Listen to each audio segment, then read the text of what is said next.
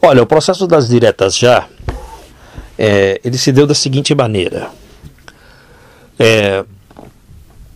Houve uma abertura política no Brasil que começou no final do governo do general Ernesto Geisel.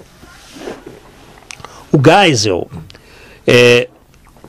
sabia que não dava mais para o regime continuar com os militares se não houvesse uma abertura política, porque as pressões eram muito grandes por parte de toda a sociedade, de organismos internacionais. Sim. E o país precisava evoluir, crescer, e a partir do momento em que ficavam aquela prática fechada, você não tinha como. Ao mesmo tempo, havia setores do exército que não queriam a abertura. Então foi um processo que foi caminhando, mas que acabou dando certo. Foram instituídas eleições para governador, e o governador de São Paulo, Franco Montoro, ele era um político muito experiente, porque ele foi deputado durante muitos anos e não foi cassado pela ditadura. Então ele acompanhou todo o processo dentro do Brasil. Ele, o Freitas Nobre, o Ulisses Guimarães, né? O próprio Teotônio Tancredo Neves. Eles não saíram do Brasil, eles continuaram aqui. Então a esquerda os acusava de medrosos, né? Porque eles não saíram, né? E ao mesmo tempo eles passaram a entender melhor esse processo. E aí, conforme a oposição foi crescendo, o Congresso Nacional passou a conseguir vetar determinados projetos do governo. Já havia consenso para vetar. Tanto que em 1976, o presidente Geisel ele instituiu o Pacote de Abril, que colocava no Senado Federal senadores biônicos. Então, com os senadores biônicos, o governo conseguiu de novo tomar as rédeas do processo. Mas as pressões continuavam, né? Havia a Comissão de Justiça e Paz da Arquidiocese de São Paulo, a Anistia Internacional, todos esses setores estrangeiros ligados à igreja pressionando para que houvesse abertura. E aí o governo acabou cedendo as eleições para governador. Sim. Ao mesmo tempo aconteceu no ABC o movimento grevista, e eu acho que aquilo ali foi o que abalou de fato as estruturas do regime militar. Sim. Porque se eles prendessem o Lula e o matassem, você colocaria a população toda contra o regime militar, que é aquilo que eu te falei do Getúlio.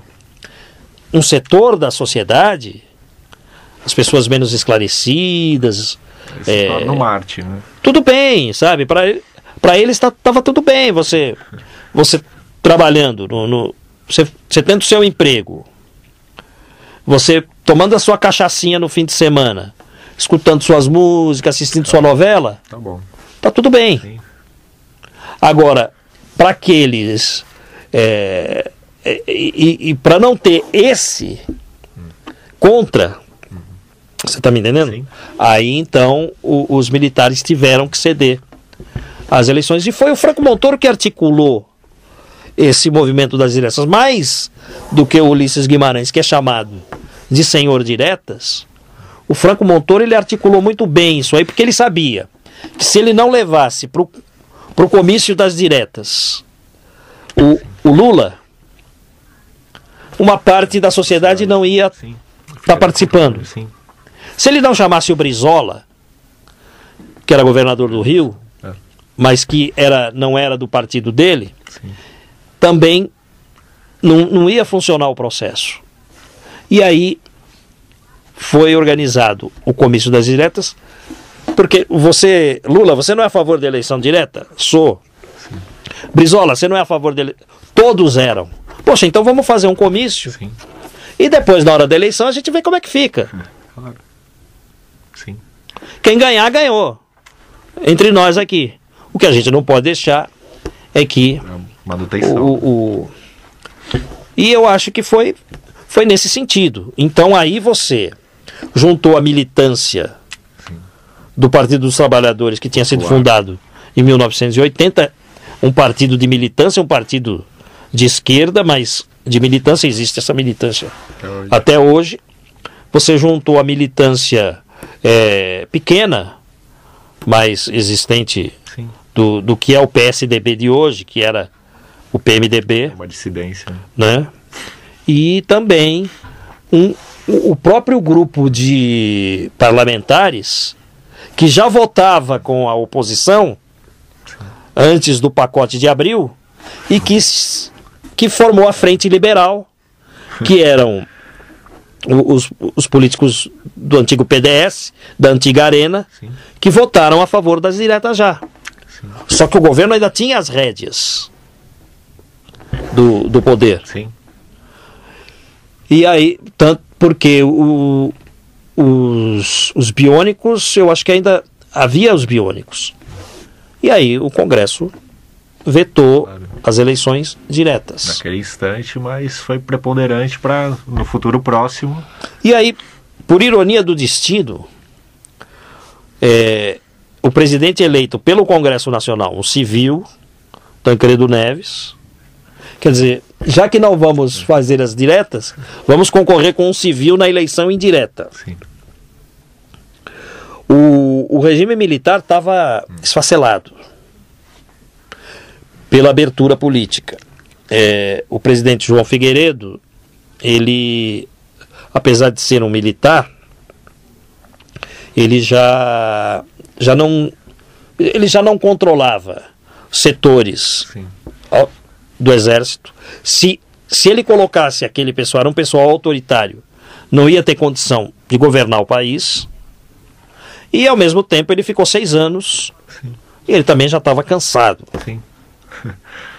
Aí o que acontece? O Tancredo Neves passa mal na véspera da posse, não toma posse, eles colocam o Sarney no poder. Isso foi um golpe de Estado. Essa forma. Agora, eu sempre me perguntei por que é que o presidente Figueiredo não foi na televisão e disse que estava sendo dado um golpe às instituições e que naquele momento ele entregava o poder ao presidente da Câmara, que deveria convocar eleições diretas. Sim. O presidente Figueiredo não falou isso. O presidente Figueiredo simplesmente se recusou a dar posse ao José Sarney. Sim. Foi uma atitude errada do presidente Figueiredo, no meu ponto de vista. Mas ele estava de saco tão cheio que ele entregou o cargo de bandeja, entendeu? E se virem.